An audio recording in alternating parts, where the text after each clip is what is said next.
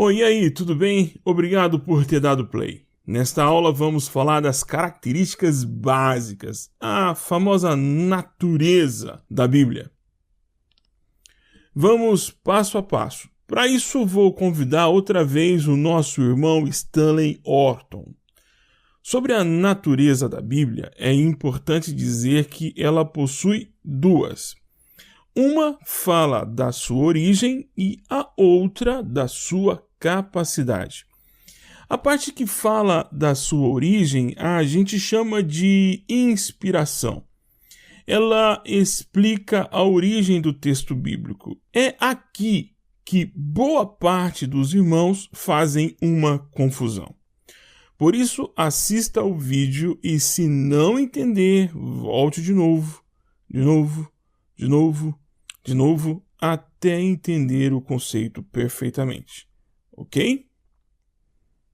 Dá uma olhada no que o irmão Stanley disse. Abre aspas. Deus se revelou à sua criação.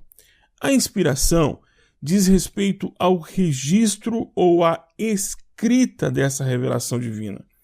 Posto que a Bíblia foi escrita por autores humanos, devemos perguntar: em que sentido seus escritos poderão ou não ser chamados palavra de Deus? Uma questão correlata diz respeito ao grau ou extensão em que seus escritos podem ser considerados revelação de Deus. É aqui que muita gente põe em dúvida a validade da Bíblia como palavra de Deus. Alguns entendem que a Bíblia é um bom livro, como qualquer outro livro. Eles dizem que ela dá informações morais interessantes e não negam que, ao longo da história, ela ajudou a formar a sociedade ocidental com os seus valores morais e éticos.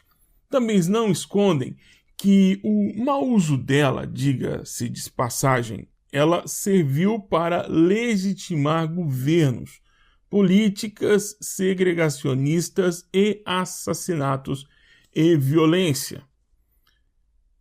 Viu por que temos que estudar essa disciplina? Porque a inspiração trata da forma como algo foi escrito. No caso das escrituras, diz respeito de quem é a autoria. Daí então temos um problema. Em que sentido seus escritos poderão ou não ser chamados a palavra de Deus? Achei a resposta que o Orton dá para essa pergunta muito criativa. Ele diz, abre aspas, considerando que toda testemunha tem o direito de se expressar por si mesma, será examinada, em primeiro lugar, a reivindicação que os próprios escritores bíblicos fazem à inspiração divina. Fecha-se aspas. O que o irmão Orton está dizendo é que precisamos ouvir a Bíblia a respeito do que ela diz de si mesma. Olha só o que diz o texto de 1 de João 1 a 3. O que era desde o princípio, o que vimos com os nossos olhos, o que temos contemplado e as nossas mãos tocaram da palavra da vida, porque a vida foi manifestada, e nós a vimos e testificamos dela, e vos anunciamos a vida eterna que estava com o Pai e nos foi manifestada. O que vimos e ouvimos, isto vos anunciamos. 1 de João 1, do verso 1 ao verso 3. João pontua algumas coisas interessantes aqui. Vou listar aqui para você algumas. Ele diz, vimos com os nossos olhos, também fala, nossas mãos tocaram, e termina dizendo, e o anunciamos.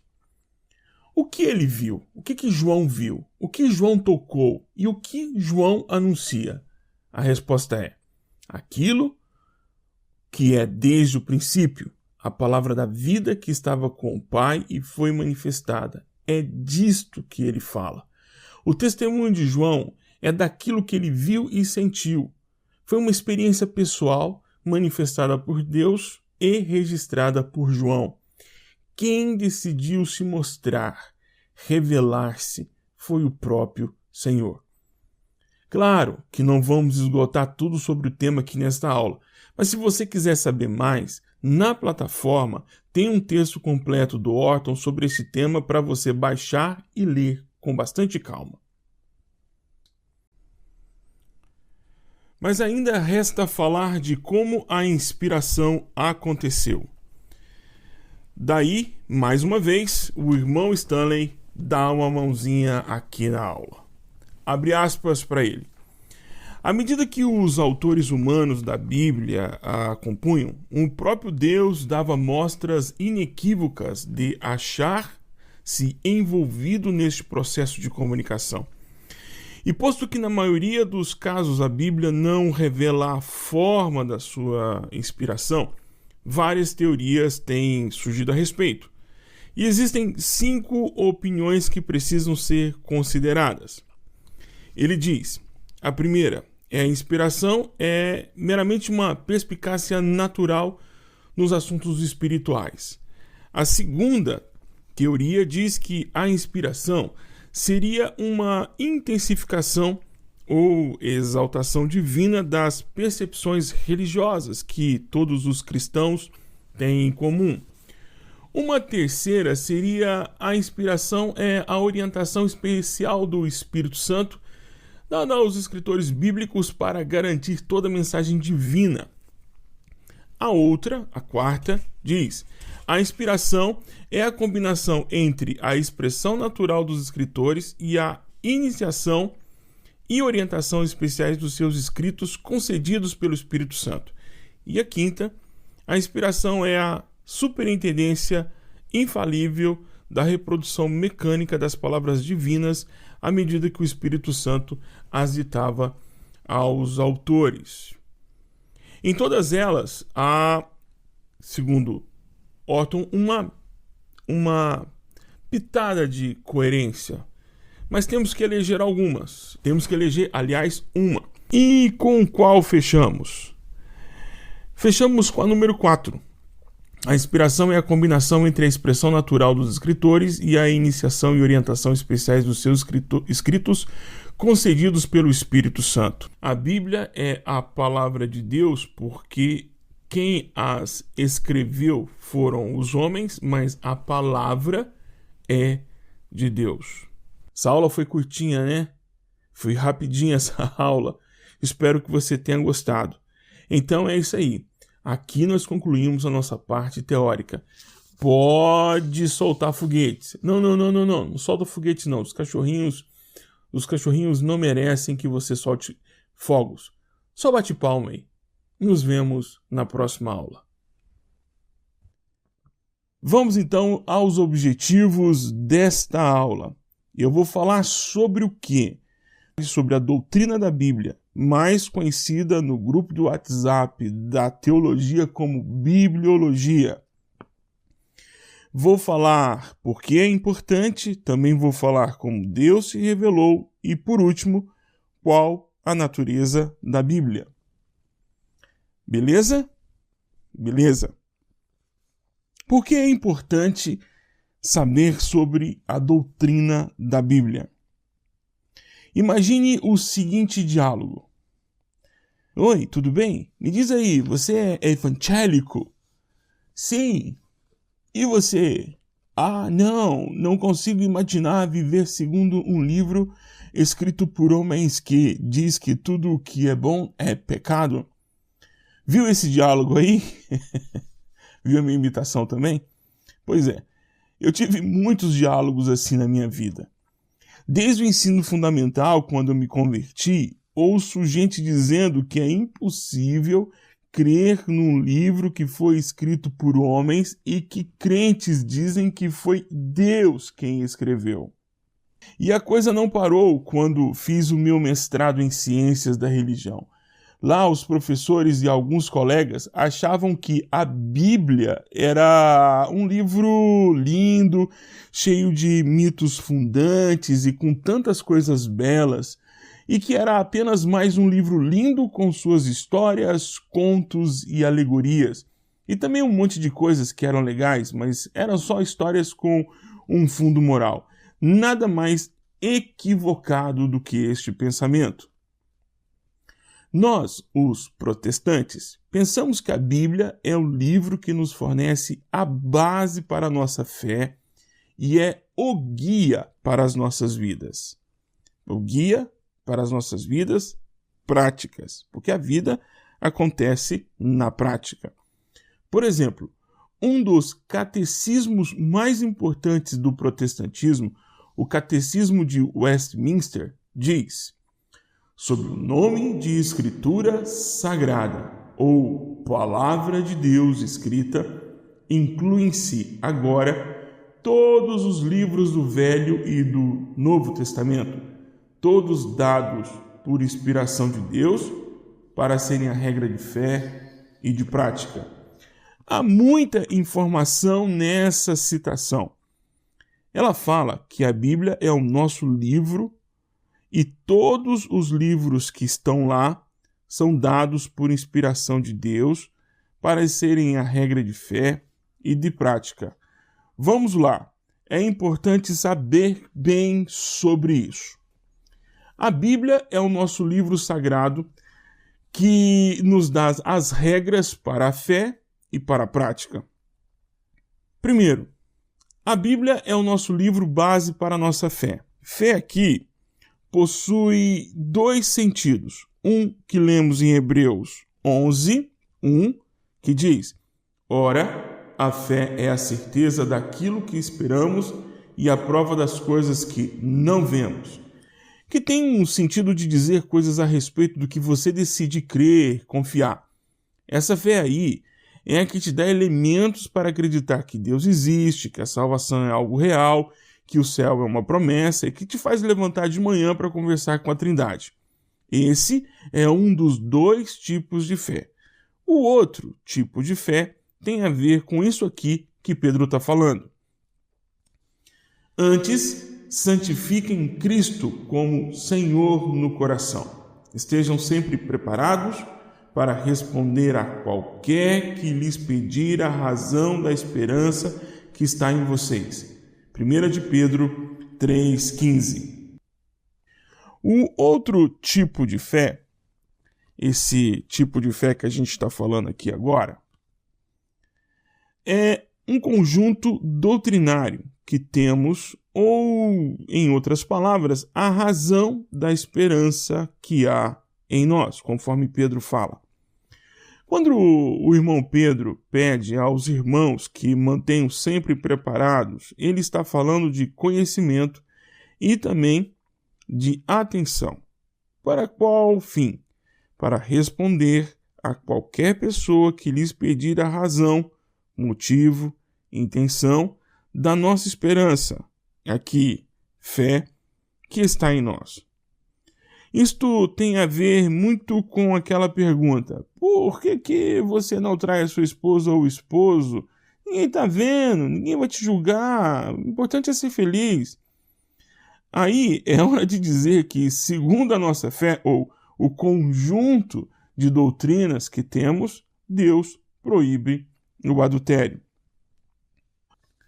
Por exemplo, euzinho, que estou falando com você agora, eu sou protestante, ortodoxo e conservador, pode acreditar, e meio pentecostal. Isso significa que eu tenho um conjunto de crenças, fé, que me identificam com este grupo. Para ficar mais claro, vou te explicar de outro jeito. Sou protestante porque creio, por exemplo, que a salvação é pela fé em Cristo Jesus por meio do arrependimento. Sou ortodoxo porque creio, por exemplo, nos 4 concílios onde definiram a deidade de Cristo, entre outras coisas. Sou conservador porque creio que a Bíblia é a palavra de Deus.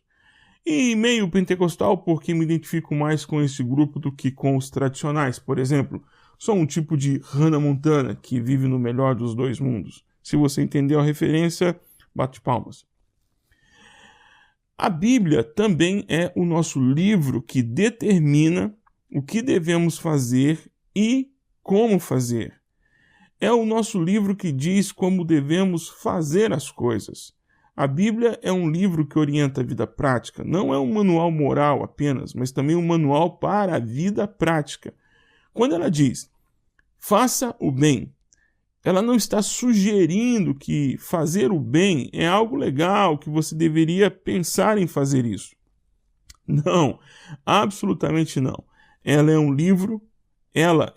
livro bem, mas bem claro. Porque quando ela diz, faça o bem, é porque Deus deseja que você seja uma pessoa benigna. Ponto final. Vai lá e cumpre. Uma outra coisa importante de se saber é que estudar a doutrina da Bíblia é necessário. Porque, afinal de contas, estamos aprendendo sobre ler, entender e pôr em prática os textos bíblicos. Como pôr em prática sem crer? Por isso estamos investindo um tempinho nessas aulas introdutórias para que você e eu, na hora que formos pôr o texto bíblico e estudar o texto bíblico para extrair as verdades bíblicas ali contidas, o nosso trabalho de base terá sido feito e eu espero bem feito. Já que entendemos por que é importante, vamos então compreender como Deus se revelou a nós. Beleza? Beleza. Primeiro, é importante dizer que Deus revelou-se a si mesmo porque Ele quis. Legal isso, não? É tanto amor envolvido. Para esta aula, quero convidar o nosso irmão Stanley Orton, teólogo pentecostal, sapatinho de fogo, e que para mim é o autor de uma das melhores teologias sistemáticas já traduzidas para o Brasil, ou traduzidas no Brasil. Olha só o que ele diz sobre a forma como Deus se revelou. Ele divide o assunto em dois grandes temas, ou subtemas: revelação geral e especial. Revelação geral. A história da humanidade. Deus se revela na história da humanidade. Deus se revelou através de sua direção providencial na história da humanidade. Como soberano do universo, ele atua na sua criação, supervisionando-a e dirigindo-a. Deus se revelou na história porque é nela que toda coisa criada está. Quando Deus criou o primeiro elemento do universo, ou qualquer coisa para além dele, a história começou. Tudo tem o seu DNA. Tudo tem o DNA de Deus, sua assinatura. A história tem também a sua assinatura. Deus também se revela através da natureza e do universo. A criação, com sua infinita variedade e ordem, reflete um Deus infinitamente sábio e poderoso. A lua e as estrelas incontáveis nos céus são obra dos dedos do Senhor. Seu nome é majestoso em toda a terra que por ele foi criada. Salmo 8.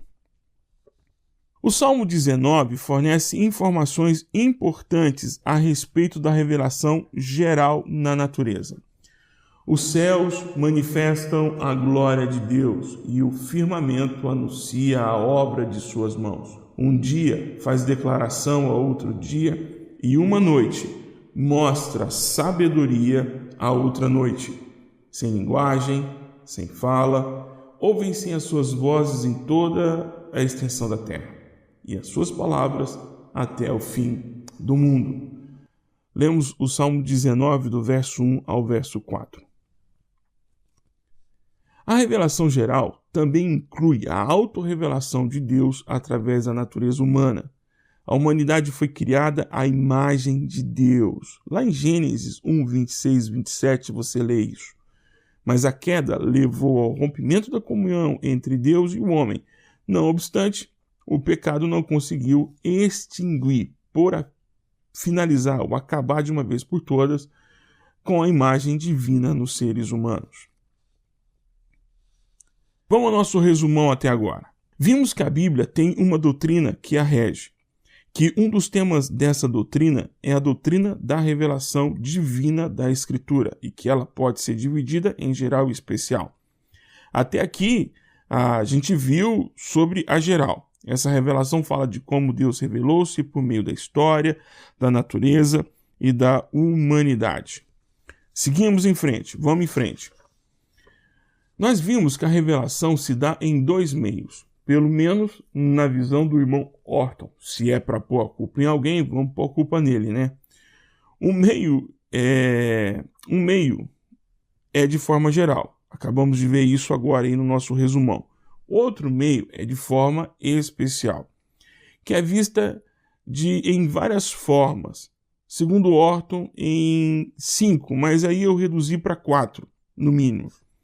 Ele fala de uma forma pessoal, compreensível, progressiva, registrada e transmitida. Mas antes de entrarmos em cada uma dessas formas, olha só o que ele diz sobre a necessidade de uma revelação especial. Vamos abrir aspas então aqui para o irmão Orton. Posto não podermos conhecer o plano divino da redenção por meio de alguma teologia natural, precisamos de uma teologia revelada mediante a revelação especial de Deus. Por exemplo, normas, mandamentos e proibições morais foram estabelecidas para Adão no Éden pela revelação especial e não geral. Em outras palavras, o professor está dizendo que, mesmo reconhecendo a existência de Deus, que por si só já seria muita coisa, as leis a respeito do pecado e o evangelho da salvação só seriam possíveis por meio da revelação especial. Então vamos lá. Aí, a partir daqui, é bom dizer isso, ele vai listando como esta revelação especial se materializou em vários níveis. Lembra que eu falei lá no início? Vamos ver agora uma a uma. A revelação pessoal. Vamos parte por parte, abrindo sempre aspas para o professor Orton. Através do Cristo revelado nas Escrituras inspiradas, o homem chega a conhecer a Deus pessoalmente num relacionamento de redenção, começando com o conhecimento de coisas a respeito de Deus, sua existência, perfeições e exigências morais. O homem adquire conhecimentos práticos do próprio Deus por intermédio da comunhão pessoal. E mediante a revelação especial das Escrituras, é que chegamos a conhecer Jesus Cristo. Estes, porém, foram escritos para que creais, ou continueis crendo, que Jesus é o Cristo, Filho de Deus. É uma citação de João, capítulo 20, verso 31. Na revelação especial das Escrituras, Deus se revelou na forma antropomórfica, ou seja, segundo as características da linguagem humana daqueles tempos, e empregou categorias humanas de pensamento e ação. Então, quando a Bíblia emprega palavras como amar, dar, obedecer ou confiar, significam para nós a mesma coisa que basicamente significam para Deus, embora seja o seu amor muito maior do que o nosso. Por isso, Deus pode comunicar as Escrituras através de proposições verbalmente racionais. É preciso compreender que isso só foi possível por conta do esvaziamento do Cristo, kenosis, lá de Filipenses 2, capítulo 5, ao verso 11. Porque essa forma, quer dizer, o esvaziamento, foi a forma encontrada por Deus para nos comunicar a perfeita e definitiva informação de quem Ele é e a sua redenção da humanidade. Deus não revelou de uma só vez todas as verdades que nos queria transmitir a respeito de si mesmo e dos seus caminhos através das Escrituras. A revelação bíblica levou uns 15 séculos para ser completada. Está lá, Hebreus capítulo 1, do verso 1 ao verso 2. A revelação especial era progressiva, não no sentido de um desenvolvimento evolucionário gradual, mas no sentido de que as revelações posteriores acrescentarem mais detalhes às anteriores. Se você olhar para o texto de Hebreus, a ideia que temos é a seguinte: é como se você tivesse uma máquina fotográfica e fosse olhar um objeto que está muito distante. O objeto está lá, certo? Mas você não vê de toda a sua forma. Você não consegue ver toda a sua forma. Então, vai comprando uma lente melhor, daí uma outra lente melhor, uma outra lente melhor, então você consegue ver tudo. Não é que a revelação vai amadurecendo pouco a pouco, o que ocorre é que você vai tendo mais recursos para compreender o todo com o tempo. De novo, o contexto de Hebreus 1, de 1 a 2. Os meios da revelação estão também vinculados, de certa forma, com a sua transmissão. Porque, por exemplo, temos um fato, daí este fato é transmitido. De que forma? Pode ser de forma oral, por exemplo. Depois ele é escrito e transmitido até nós. Olha só o que o Orton diz. Certamente os modos da revelação especial não estão limitados às Escrituras, claro. Deus se revelou nos seus poderosos atos de redenção através dos profetas e apóstolos e mais dramaticamente mediante seu Filho, Hebreus 1. Então, explicando tudo isso, a Escritura é o registro de tudo isso que aconteceu, o registro da experiência. Beleza? Beleza. É isso por hoje e até a nossa próxima aula. Um grande abraço.